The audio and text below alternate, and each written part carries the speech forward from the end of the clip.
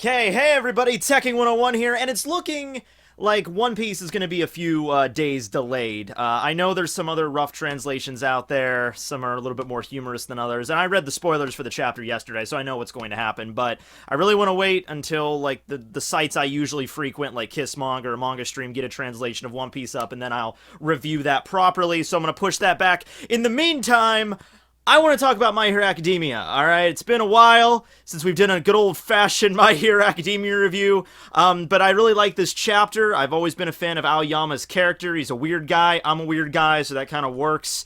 And he's French, which I am not French, but I can speak French, not really. Omelette du fromage, that's French. Okay, alright, anyway. And this was a chapter that really I was waiting for last week. I was reading this, and I was like, okay, that's a cliffhanger, that's pretty good. I'm gonna see where this is going.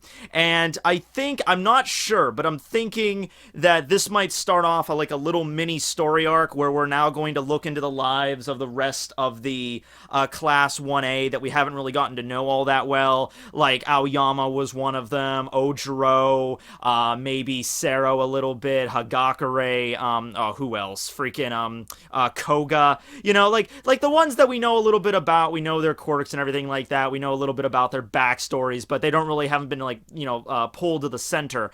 And, here's the thing with that. Last week, upon reading the cliffhanger, I think a lot of people came to the conclusion, like, oh, it's Aoyama! He's the traitor! Aoyama's the traitor! It makes so much sense now! He's creeping on Midoriya, watching him from his window, so therefore he's gotta be the traitor. It's so obvious. And let me tell you, I kind of thought that too. I'm not gonna sit here and be like, oh, I knew better than that. No. But after reading this chapter, I really don't think he is. And I think it's going along that line instead. I still think the traitor's gonna turn out to be a student, because I think that would have the most impact, if they're just gonna make it like a random, teacher that we didn't really know much about, or like, oh, the traitor was somebody from Class 1B this entire time. It would be kind of lame, considering that the whole traitor subplot thing has been going on for so damn long, really since, like, the first few arcs of the story of My Hero Academia. It'd be very weird, kind of a lame payoff to be like, oh yeah, it was this guy from Class 1B who we don't know anything about. It was the comic guy all along. Yeah, there's a guy, if you don't know this, there's a guy from Class 1B that has a manga quirk where he literally just, his head doesn't exist. His head is just a speech bubble that communicates. I mean, it's weird. Look it up. But anyway, yeah, so I think we're going to go with that, looking at the other members of Class 1A into full scope, and then maybe the traitor will be revealed after that. But today's chapter is about Aoyama. It's chapter 168, The Many Eccentricities of Aoyama. Eccentricities. Okay, whatever. And it opens up right where we left off last week with Aoyama creeping on Midoriya, kind of a weird dude there. And turns out Izuku was actually awake the entire time.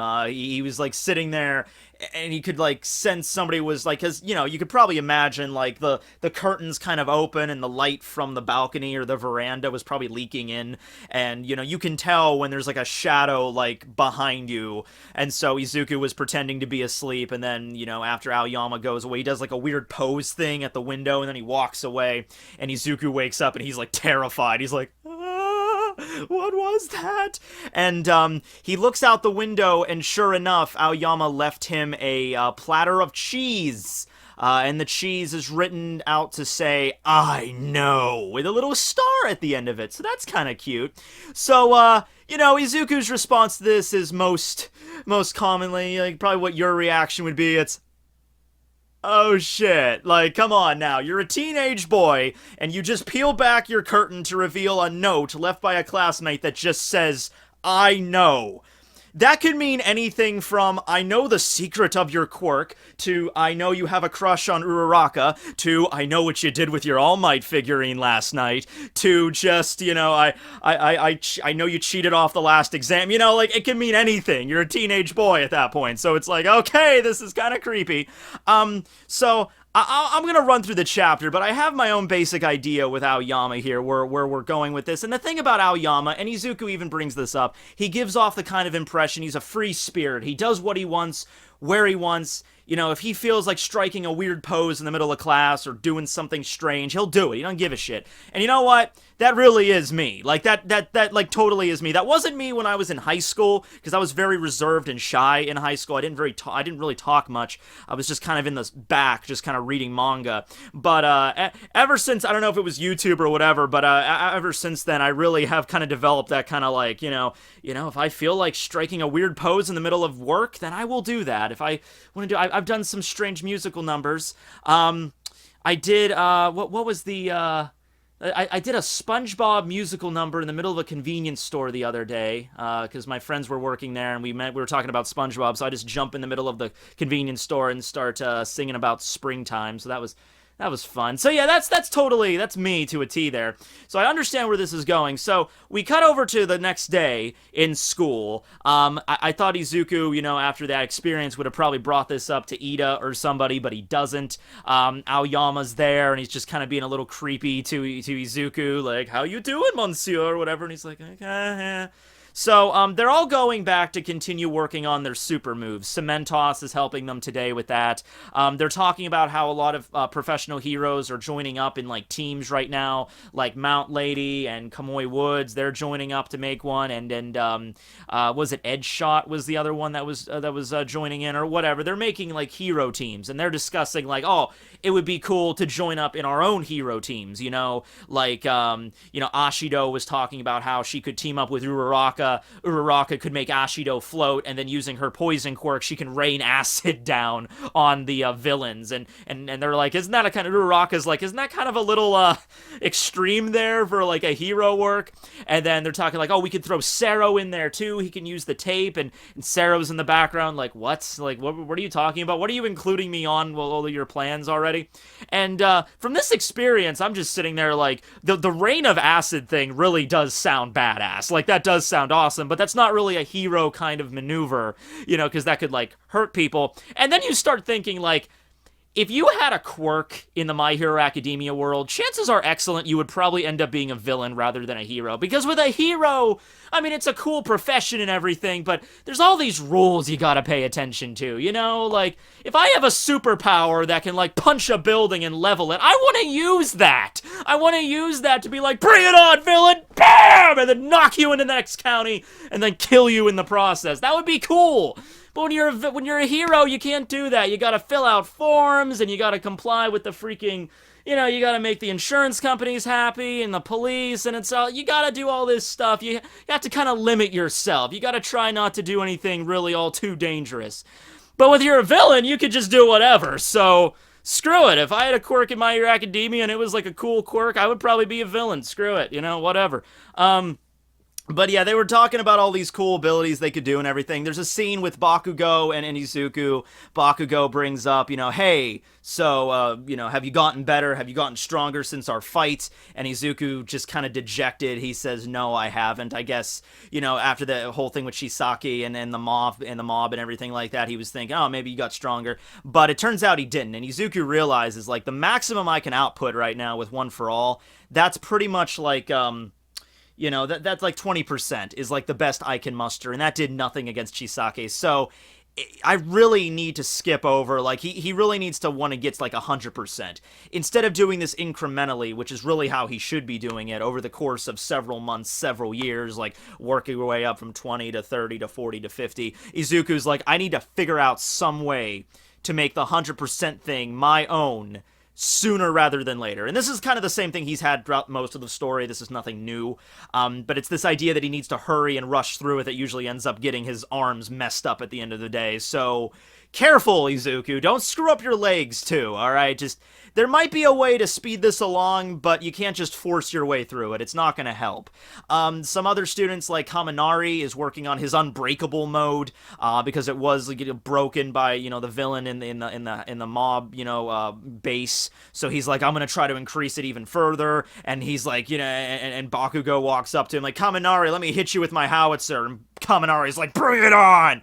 We don't get to see that, but it's like, okay, that would be very dangerous, but kind of cool to see that, So then we get over to Aoyama, and Aoyama's practicing his naval laser. He has some new techniques with that. He's able to break through a big solid chunk of rubble with it, and he's using a technique called naval laser buffet.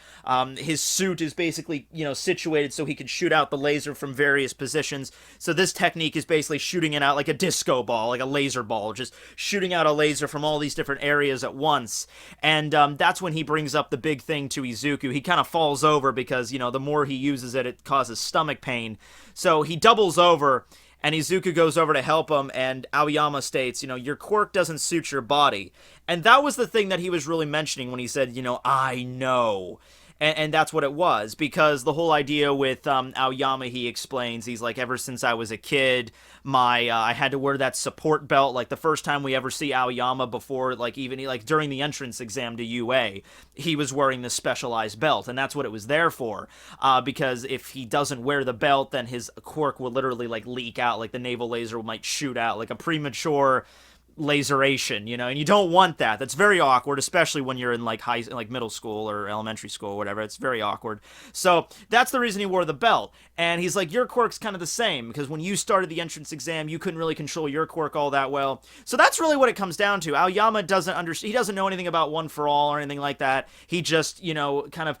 Here's what it is. He sees that Izuku has a similar quirk to him and kind of like this idea of solidarity. But Aoyama is such a weird guy, and he's so eccentric and everything. The normal thing to do in this situation would just go up to Izuku and be like, hey, man, I've noticed that our quirks are kind of the same. Here's the story with mine. I can't really control it all that well. You can't really control it. It's not like our quirks aren't really compatible for our bodies. I kind of get that. We should hang out sometime. We should be friends. That's how a normal person would react, but that's not Aoyama. So Aoyama does the weird things with like hanging out on balconies and staring into people, watching them sleep, and spelling out cryptic messages in the form of dairy products. That's how he does it. He's not the traitor. And people have even said maybe he was like watching Midoriya when he slept. It's like he's like gay for Midoriya. You don't even have to take it that far. He's not gay or anything like that for Midoriya. It's not like he wants that. It's just that this is the way he handles the situation. This is the way he expresses these thoughts to him. They are weird, and it's very creepy, but that's like the only way he knows how to do it, just because that's his eccentric way of living. So that's the way I view it. I don't think he's the traitor. I don't think he's like gay for Midoriya or anything like that. I just think he wanted Midoriya to be his friend for a long time, and he just didn't know how to deal with that, so he dealt with it in the only way possible. But at the end of this chapter, we find out that Aoyama, Kun, and I have become good friends since then. So now he's going around being very lively. And, all throughout the story, Aoyama's been kind of the distant one. But Izuku even brings up from the attack on the summer camp, and also the attack, during, what was the other thing he did? Oh, during the provisional license exam, because that was a big moment with him there, too, with Ida. Ida mentioned to Izuku, like, he's definitely a true hero. Like, he has the heart of a true hero. He's weird, he's kind of distant, but he is a genuine hero through and through. And I can definitely see that. And at the end of this chapter, it seems like he's really warming up to the rest of the class, Izuku in particular. And really, I think that's like welcoming him into the fold as like more of a main kind of character we're going to see in the future. Okay. Now, with that being said, who is the traitor? Who I think is the traitor? If we're really gonna go with like each student, more development to each one, I have no idea. But for right now, I think Hagakure is kind of the obvious one because she's Invisible Girl. But I want to look at somebody like Ojiro, the dude with the tail, because I'm thinking, Ojiro, dude with a tail. Alright, he's kind of average, not a lot of stuff known about him. But something has always kind of thrown me off with Ojiro. And it's probably nothing, and it's been explained already, so it's not like this big thing that's never been explained. During the attack on the USJ, Ojiro, I think, was in the conflagration zone. He was in the zone of fire, and he was by himself in that zone, I think. And he basically fended off all these villains by himself using hit-and-run tactics, and that was explained. It was like, oh, I didn't really fight them head-on, I just used hit-and-run tactics, and I got out unscathed. And it wasn't like there were really strong opponents there. It wasn't like, like Kurogiri went in particular there, or he didn't fight a Nomu or anything. But I don't know. That always kind of weirded me out. Like him just by himself was able to fight off all of these villains using even with hit and run tactics. You know, it could have just been a bunch of fodder, but I don't know. That always kind of threw me off, kind of weird. But it really could have well been that. I'm not saying that proves anything. I'm just saying I myself kind of found it a little odd. So Ojiro, I'm kind of looking at. I'm not exactly going to throw out Kaminari yet either. He's also one that's had a little bit of more development during the provisional license exam. And let me keep in mind, development doesn't mean that they're like off the table. And so, of course, that means Aoyama's not off the table himself. I'm just saying I personally don't feel it's Aoyama. I think it's going to go through all 20 of them, and we're going to find out more about him, and then when we finally find out the traitor, it's going to be like a big shock moment. But I personally don't feel it's Aoyama. I would put my money for either Ojiro or Hagakure or for Kaminari if I was going to pick some. I think obviously Izuku is out and Bakugo is out, Todoroki, Ida's, of course, too kind-hearted for that. He's way too just. Tokoyami's, it's not going to be Tokoyami. He was kidnapped. Yeah, I think that's the ones my prime suspects right now. But what do you guys think? You can comment that below, and what you thought about this chapter. This is not going to be a weekly thing. This was just one particular chapter that really caught my interest, and I really kind of wanted to talk about it, and also the situation with One Piece being delayed. I said, why not? And this isn't in a regular style. This is just kind of off the cuff, kind of no planning whatsoever. Yeah, so thanks for watching, everybody, and leave a comment below on what you think. Later. Signing out.